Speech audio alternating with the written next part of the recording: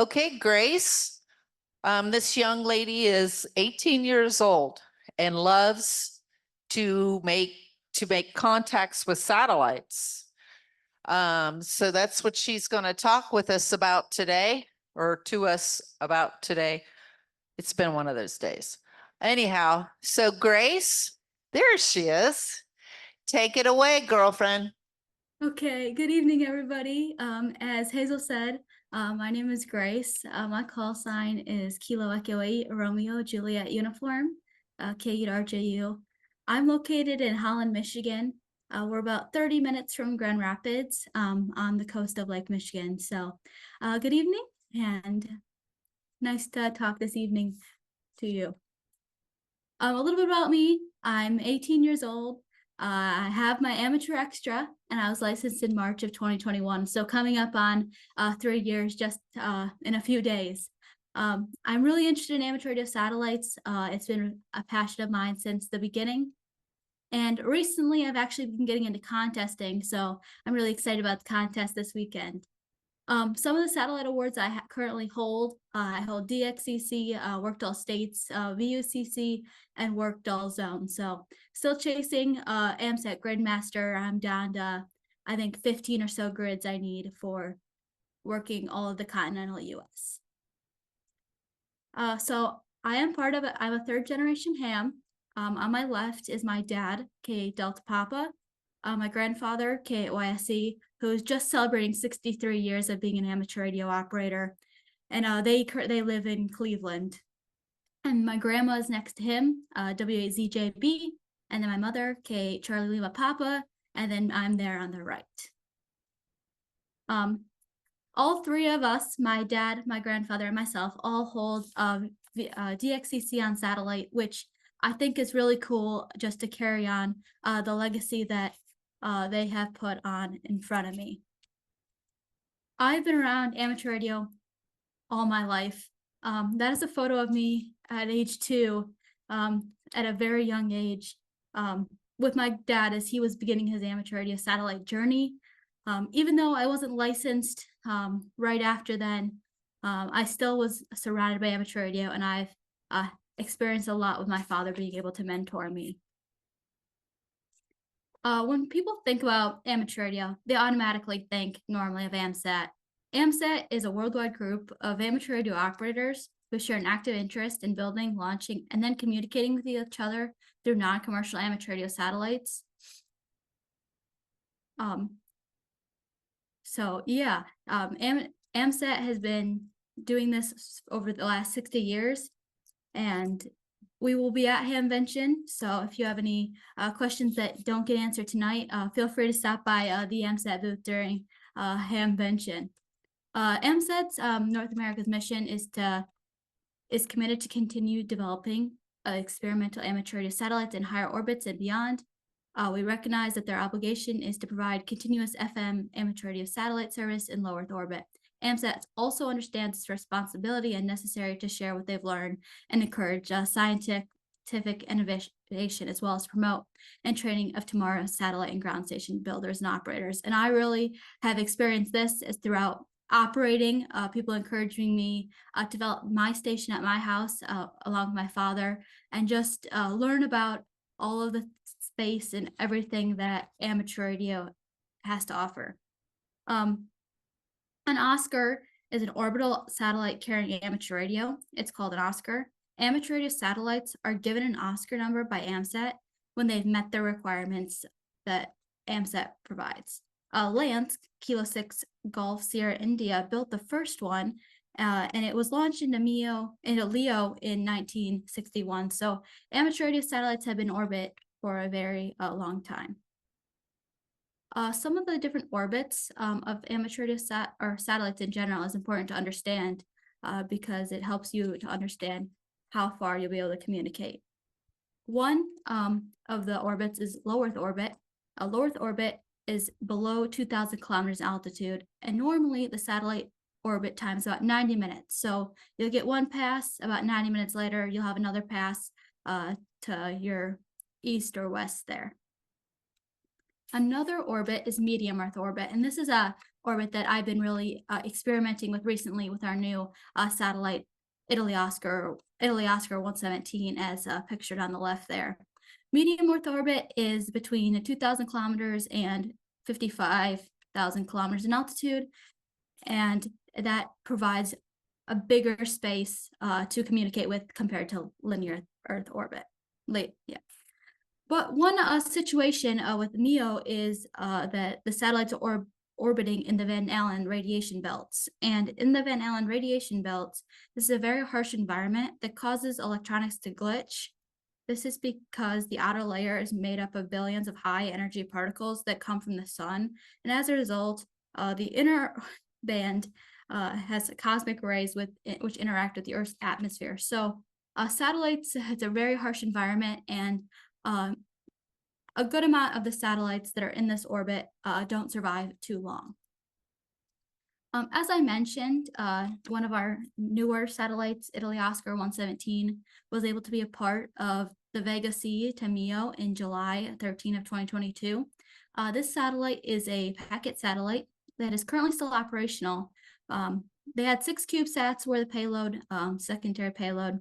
Several of those had amateur radio, but currently only IL-117 is still functioning, just showing how harsh the environment is. Another orbit is HEO. Currently, there are no satellites in this orbit. AO13 was in HEO, but that re-entered and burned up in 1996, so I've never had an opportunity to experience that satellite. But I know several hams that I talked to at Hamvention and on the satellites really enjoyed HEO, and hopefully we'll have another satellite back in that orbit someday and soon. So this is a diagram just showing the differences of the orbits and how you are able to talk with different people depending on how high the satellite is. So low Earth orbit, and then medium Earth orbit, and then highly elliptical orbit. You can't talk about amateur radio satellites without mentioning the geostationary satellites. Currently in North America here, we don't have access to the one geostationary satellite that there is, QO100. That is in over Europe and Africa there. So currently we don't have access, but it would be pretty cool if there was a satellite that was we could use 24 hours of the day. So from the orbits, it's important to understand what types of amateur radio satellites there are. There are linear transponders, FM repeaters, and then there are also digital satellites, which are pretty cool to operate with. The FM repeater is just like your local repeater, basically, but it's just in a different orbit. So you're able to talk to people from coast to coast on it. So not just limited to your local area, except you can now talk to a wider audience. On the FM repeaters, it is like your local repeater, so only one person can talk at a time. So normally the exchange on an FM repeater is pretty quick, just your grid square and your call sign, so you can get everyone the contacts and be pretty courteous as well. The linear transponder is a transponder that I also really enjoy. You can think about a linear transponder like a little HF band. Several signals can be on a linear transponder at once. So on the diagram on the left, you can see that there are several conversations going on. So you don't necessarily have to have a quick exchange. You could say good morning to your friend in Arizona or across the country or even across into Europe. So the linear transponders offers you less fast paced, but in some cases where there's a rare grid or a new DX entity, it is very quick, and yeah, you just have to get used to it. Another mode that satellites operate in is digital. So currently we have a satellite IL-117 that's running in 9600 baud, which is in MEO orbit, which I've been really enjoying. I've been able to talk to Japan, through digital into Japan and into Europe as well. Another thing that has just recently come back on is the ISS digipeater. That is APRS, so your APRS HT or mobile radio will be able to communicate through that. But one thing to note with the ARIS digipeater is that It is not always on, so sometimes they turn off the digipeater and the FM repeater for docking and undocking and other stuff like that. So if you want to check, just check Google ISS radio status, and it will let you know when it will be on and when it will be off. So currently, we have 13 FM repeaters, 6 linear transponders, and 3 digital satellites. One thing to note with this numbers is that they're not always on at the same time. There are several FM repeaters that must be commanded by a ground station, so they're not all at the same time. But one thing that you can easily check is the QR code on the right, which takes you to amset.org/status, which is a crowdfunding crowdsourcing website, which will provide you up-to-date resources from fellow hams across the world that will let you know if they heard the satellite, if they didn't hear the satellite, if it was only downlinking telemetry, if it was only sending data, or if people were actually able to use it. So satellite frequencies have a lot of allocations. So we're allocating all the frequencies to use on the left there. But the frequencies must be coordinated. Frequencies used by amateur radio satellites should be coordinated through the IARU. You can go to the link at the bottom there, IARU/reference/satellites for more information about that. But currently, we only have satellites downlinking or transmitting on 10 meters, 2 meters, 70 centimeters, 13 centimeters, and 3 centimeters. So I'm really excited to see if any other satellites operate in the other frequencies, but yeah. So, but typically satellites are crossband and operate on 70 centimeters and 2 meters. So mode B and mode J, mode B, 70 centimeters uplink and 2 meters downlink. So you would transmit on 70 centimeters and you would receive on 2 meters, or you would transmit on 2 meters and receive on 70 centimeters. So crossband, here's an example. RS-44, which is one of our linear satellites, you would transmit on 2 meters and receive on 70 centimeters. One thing to note that makes operating on satellites a bit more tricky is the Doppler shift, the Doppler effect. So the higher the frequency, the greater shift. The frequency must be adjusted so you can compensate for the frequency of the satellite. As the satellite moves towards the max elevation, the received signal will appear to increase. And as it moves towards loss of signal, the frequency will appear to decrease. So the opposite is true for the transmit side. So you need to be adjusting your frequency as you move along to be able to hear the satellite clearer. So this is just one example that we have in everyday life. We all know the sound when a cop car, an ambulance, or something like that goes past us, and we hear the frequency change as it moves away from us. So this is just a practical example of how we live it out in everyday life. So you may be asking, how do I know how to adjust for the Doppler effect? A friend of mine, Kilo Echo Zero, Papa Bravo Romeo, has a web page that provides you with the frequencies that you can program into your HT, or you could use software control, which we'll talk about in a little bit. So the QR code will take you to his frequency sheet, which will let you know how to program your radio for acquisition of signal between acquisitional mid-pass, and then between LOS and mid-pass and LOS. So there are many types of radios that people use, but it is important to have full duplex. Full duplex means you transmit and receive. You can transmit and then receive and be able to hear your signal. There are many radios that support this. There aren't that many HTs that support this. So the 9700, which I currently use on a day-to-day basis, but I also have used the TS2000, the 910, and many mobile radios offer full duplex on for FM satellites. You can also combine like an FT817 there or an FT818 to be able to create full duplex. Without having full duplex, you won't be able to know for certain if you're making the repeater. And there have been several times where people transmit and they're making it in, but they aren't able to hear themselves, that's why it's very important to have full duplex. So maybe you have a radio at home, you might think it's full duplex. One way to check, quick check, is go to Whiskey Delta 9 Echo Whiskey Kilo. A buddy of mine named Patrick in Arizona, he's come up with a list of radios that support full duplex. So he has HTs, radios for linear transponders, and if there are any comments that he has on them about which models, if the European model has a slight does not work, is it support full duplex, or if the US model supports it and the other ones don't. So for an antenna, when I'm portable, I use an arrow antenna. So we have elements there for 2 meters and 70 centimeters. And then at home, me and my father, we have a ground station which has one antenna dedicated for 2 meters and one antenna dedicated for 70 centimeters.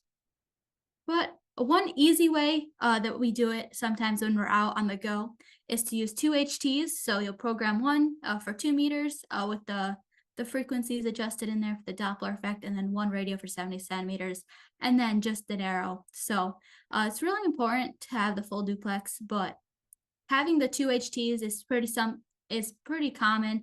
It's pretty an inexpensive way to be able to listen and transmit through the FM repeaters. So you may be wondering, how do I figure out when satellites are coming over? There are several ways. There are many phone apps, including SatSat, AMSat Droid, ISS Detector, and Heavens Above, as well as many other websites that will provide you with a list of satellites and when they'll be passing your location. Most of them require your grid square, so you can look that up. I know the ARRL and some other organizations, if you put in your address or your line longitude, will able to provide that too. Some also, if you're really diving into it, we have Orbitron, the SatBox, Mac Doppler, and Sat PC32, which provide control of some radios to be able to correct for the Doppler effect, as well as control an external rotator. So those will also provide with upcoming satellite predictions. So a basic QSO would be, if I was on the satellite, you would hear me KURJU Echo November 62. So you would say KURJU Whiskey 8 Bravo India Echo Mike 79. And then I would come back to you, Whiskey 8 Bravo India KURJU Echo November 62 QSL Whiskey 8 Bravo India. And it's pretty quick. It's important to listen on your first pass to get understand how the exchange is going. Some people will not send the QSL. They'll just use their vocal expressions to be able to show what they are asking. Many people ask me what my favorite contact is, and I know a lot of people say, oh, it's the DX I worked, but my first contact will always be my favorite contact. This contact was with my grandfather when he was operating stroke 60, so it's been a really long journey, and this was my very first contact on RS-44, you can see there. So it's really meaningful. I didn't really know what I was doing, but my dad was able to really mentor me and teach me how to have a correct conversation through an amateur radio satellite, and the family heritage really has connected with me. One of my favorite satellites that is I don't use that often and doesn't really provide the most contacts is Alpha Oscar 109. This satellite is a very weak satellite. Its output has been estimated about 8 milliwatts, so it's really a challenge to operate. There was I don't know if they've completely figured out why, but there was a failure when I think deploying the antenna, so that's why it has such a weak signal. But with the weak signal has allowed me to experiment and better our station and figure out how to improve and really just develop my skills and understand how everything is working, how I can improve. And Alpha Oscar 109, anytime it comes over, I really enjoy hanging out on that satellite. So some takeaways that I've taken away almost through my 3 years of being licensed is listening. We know we say it on HF, we say it everywhere we operate. Listening and understand what's going on before transmitting is very important. Just to understand what's going on, you learn so much by listening and understanding what other people are doing, and being able to mimic what they're doing really is impressive. And another thing that I didn't realize was the fast pace of the operation. So it's similar to operating in a contest. So you get your exchange and then you move on. So it's really important to be able to be ready for the quickness of it. Many times you can write down what you're going to say. That's important if you don't exactly confident. I know my dad, when I first started, he wrote down what I was supposed to say and then pointed at it. Now, through my almost 3 years of being licensed, I'm confident, but it's still important. Sometimes you freeze and you're like, what do I say? So having it written down sometimes really helps. Even though amateur radio satellites is my passion, this community of amateur radio has really supported me through the past 3 years. I've been able to be at Hamvention, participate in contest stations, and meet some fabulous youth who are always challenging me to better myself and improve in any way I can. So, well, if we have time, I'll be willing to take any questions you have about amateur radio satellites or personally about me.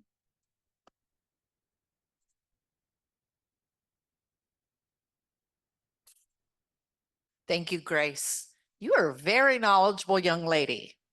I'm very, very grateful you could come talk to us. Does anybody have any questions for Grace about satellites and all that kind of fun stuff? Thank you, Mike. I think Carol has a question. Good evening, and again, congratulate you on your presentation. It's very good.